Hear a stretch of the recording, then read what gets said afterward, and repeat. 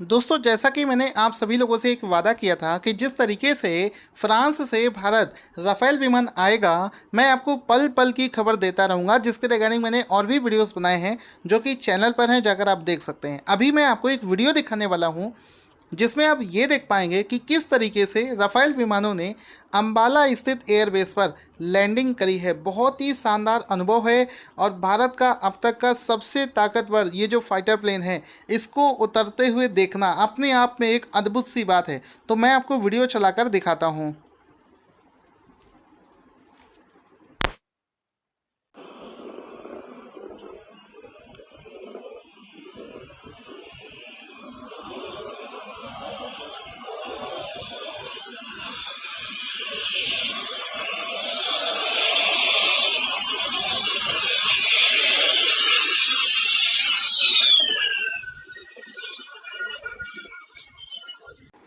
दोस्तों, I hope ये video आपको पसंद आया होगा। अगर आपको ये वीडियो पसंद आया हो, अगर आप इस फाइटर प्लेन को पसंद करते हो, तो जल्दी से इस वीडियो को लाइक करके अपना प्यार दिखाना ना भूलें। दोस्तों, आज हम जिस क्वेश्चन को डिस्कस करने वाले हैं उसमें हम लोग क्या देखेंगे कि हाल ही में देखो बहुत बड़ा क्वेश्चन बनेगा। क्वेश्चन इस तरीके से बनेगा, हाल ही में हम लोग बात करते रहते हैं देखो देश के अंदर में कि भारत में शिक्षा नीति अच्छी नहीं है, इसको चेंज करना चाहिए। और जब ये सरकार बनी थी बीजेपी की, तब इन्होंने अपने मैनिफेस्टो में भी ये चीज़ बोली थी कि देश के अंदर जो शिक्षा प्रणाली है उसको चेंज कर दिया जाएगा।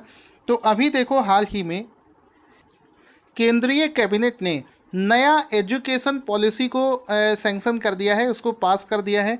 अब इससे क्या होगा कि 34 साल पहले, आज से 34 साल पहले यानी कि 1986 में 1986 में शिक्षा नीति को लागू किया गया था। उसके बाद में 34 साल बाद इसको पूरी तरीके से चेंज कर दिया गया है। एक बड़ा चेंज है यहाँ पर।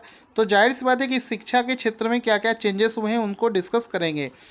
इसमें से सबसे पहला प्रश्न बनेगा कि हाल ही में कैबिनेट ने मानव संसाधन और विकास मंत्रालय का नाम चेंज करके क्या कर दिया है। तो आंसर हो जाएगा, इसको मिनिस्ट्री ऑफ एजुकेशन के नाम से जाना जाएगा।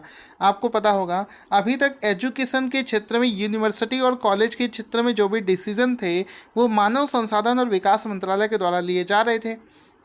लेकिन चूंकि अब नई जो एजुकेशन पॉलिसी लॉन्च करी गई है, उसने क्या किया है कि इस मंत्रालय का नाम चेंज करके मिनिस्ट्री ऑफ एजुकेशन करने का सुझाव दिया है। तो ऑप्शन नंबर ए सही हो जाएगा कि अब इसको मिनिस्ट्री ऑफ एजुकेशन के नाम से जाना जाएगा। इसमें आप देख सकते हैं टाइम्स ऑफ इंडिया में भी लिखा है, cabinet approves new national education policy, HRD ministry renamed as educational ministry. वही चीज़ आप हिंदुस्तान टाइम्स में, न्यूज़ 18 में, हर एक न्यूज़पेपर में ये चीज़ें निकल कर सामने आ गई हैं। इसके अलावा ये जो सहमति मिल गई है और इसका नाम चेंज कर दिया गया है, जितने भी पॉइंट्स मैं डिस्कस करता हूँ उसको पीडीएफ में भी आपको रिटन फॉर्मेट में मिलेंगे, सो दैट बाद में आप इसको रिवीजन करना चाहो तो आराम से कर पाओ। अब चूंकि दोस्तों ये जो नई पॉलिसी आई है ये अपने आप में बहुत बड़ा टॉपिक है, इस पर बहुत सारे क्वेश्चंस बन सकते हैं। अभी हम लोग 3-4 क्वेश्चन करेंगे, उसके बाद में कल एक अलग से वीडियो बना देंगे। अगर आप लोग कमेंट बॉक्स में लिखकर बोलोगे कि हाँ सर इसका वीडियो बनाना है, तो उसमें मैं क्या करूँगा, सारे क्वेश्चंस को एक साथ डिस्कस कर दूँगा। अगला प्रश्न है कि न्यू नेशनल एजुकेशन पॉलिसी 2020 के अनुसार कब तक उच्च शिक्षा में जो सकल नामांकन अनुपात है, जिसको ग्रॉस इनरोलमेंट रेशियो है, इसको 26.3% से बढ़ाकर 50% किए जाने का वादा किया गया है। तो आंसर हो जाएगा 2035, यानी कि 2035 तक इसको लक्ष्य रखा गया है। अगर आपसे कोई पूछे कि बताओ भारत में हायर एजुकेशन के लिए ग्रॉस इनरोलमेंट रेशियो क्या है, तो आप आंसर करेंगे इस समय जो हमारा ग्रॉस इनरोलमेंट रेशियो है ये है 26.3। आप इसको गूगल पर सर्च भी कर सकते हैं, सिंपल सा यही टर्म लिखिएगा, बिल्कुल एग्जैक्ट यही वैल्यू आएगी। अब इस रेशियो को 50% करना है, तो वो 2035 तक का लक्ष्य रखा गया है। तो ऑप्शन नंबर सी इसका राइट आंसर हो जाएगा। ठीक है, आगे चलते हैं। यहाँ पर 2 और पॉइंट्स हैं, वो भी अपने आप में क्वेश्चन है, लेकिन उनको पॉइंट्स के फॉर्मेट में पढ़ेंगे। जैसे कि वर्ष 2040 तक क्या किया जाएगा, जितने भी हायर एजुकेशन हैं उनको मल्टी डिसिप्लिनरी बनाया जाएगा, यानी कि जितने भी हायर एजुकेशन हैं उनको इस तरीके से बनाया जाएगा, उसमें बहुत सारे कोर्सेस होंगे, जिसको जो कोर्स करना है वो वहाँ पर कर सकेगा। अभी क्या हो रहा है कि कुछ हायर एजुकेशन ऐसे हैं जहाँ पर एक या दो कोर्सेज चलते हैं और वो इंस्टीट्यूट को चला रहे हैं, लेकिन 2040 तक लगभग सभी संस्थानों को मल्टी डिसिप्लिनरी बनाया जाएगा। इसके बाद में 2030 तक क्या होगा कि राज्य के हर जिले में या फिर उसके आसपास में कोई ना कोई एक मल्टी डिसिप्लिनरी संस्थान जरूर बनाया जाएगा। तो इसको 2030 तक के लिए लक्षित किया गया है, यानी कि कह सकते हो घुमा फिरा कर पूरे एजुकेशन सिस्टम को बदलने की यहाँ पर बात हो रही है।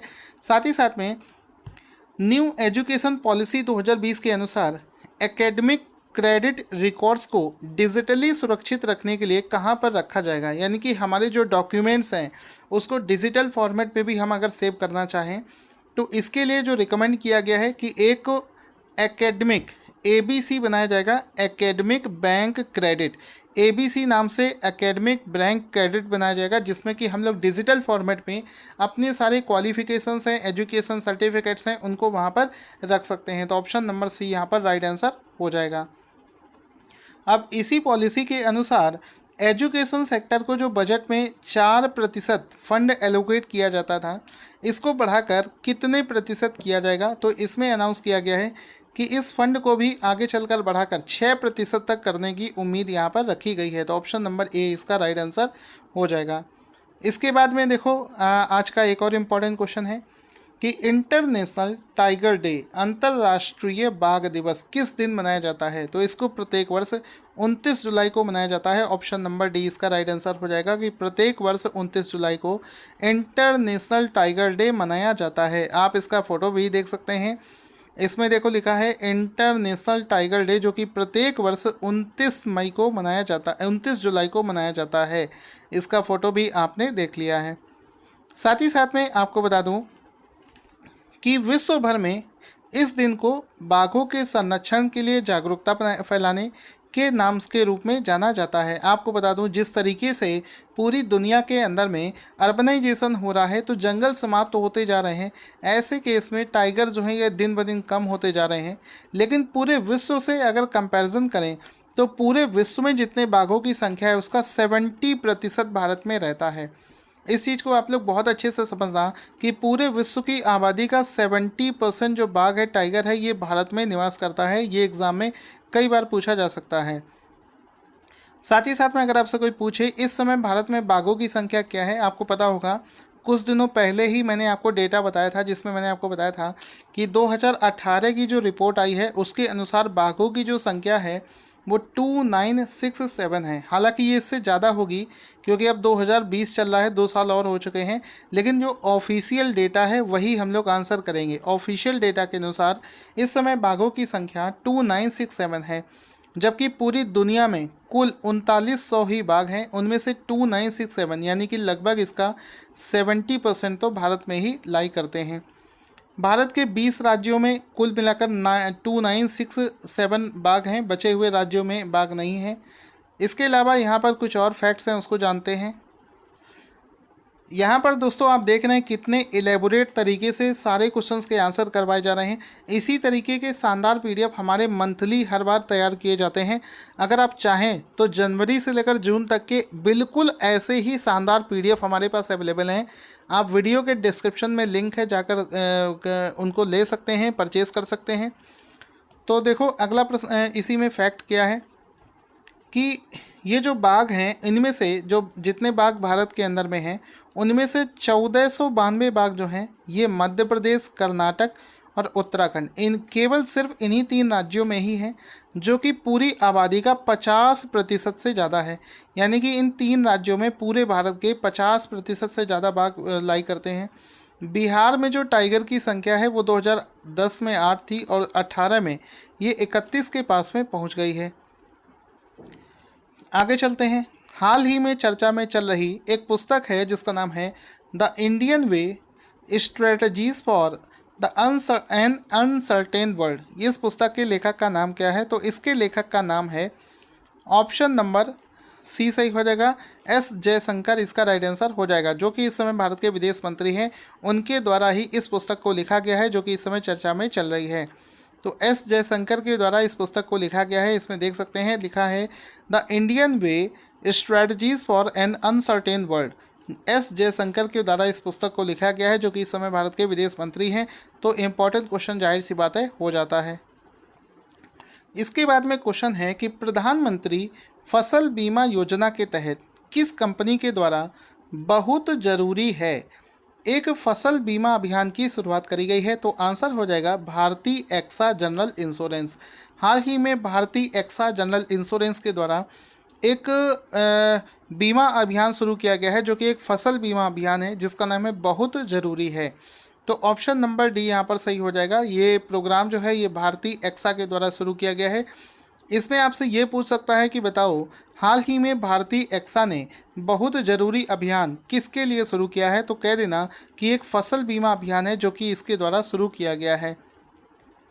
आगे चलते हैं। दुनिया के सबसे बड़े software hackathon smart India hackathon 2020 किस मंत्रालय की पहल है? तो ये किस मंत्रालय के द्वारा आयोजित किया गया है? तो आंसर हो जाएगा कि इसको मानव संसाधन और विकास मंत्रालय के द्वारा शुरू किया गया है।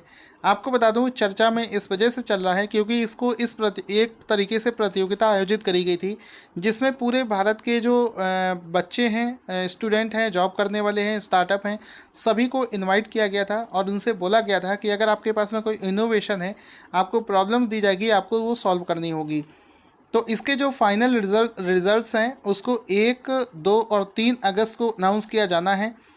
तो जिसके लिए अभी अनाउंसमेंट आई है इस मंत्रालय की तरफ से कि इसका जो रिज़ल्ट है वो 1, 2 और 1 से लेकर 3 अगस्त को अनाउंस किया जाएगा। और ख़ास बात यह है कि प्रधानमंत्री नरेंद्र मोदी जी इस पर अपना इसमें देश के सामने आकर कुछ इसमें बोलेंगे।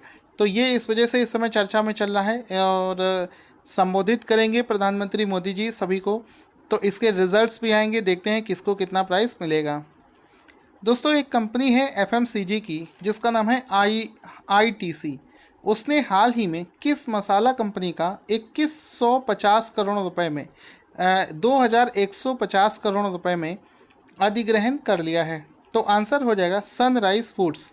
सनराइज फूड्स करके एक मसाला कंपनी है जिसको हाल ही में ITC ने अधिग्रहण कर लिया है, इसको पूरी तरीके से परचेज़ कर लिया है। तो यहाँ पर आप इसका फ़ोटो भी देख सकते हैं, इसमें लिखा है ITC limited acquire spice market sunrise food.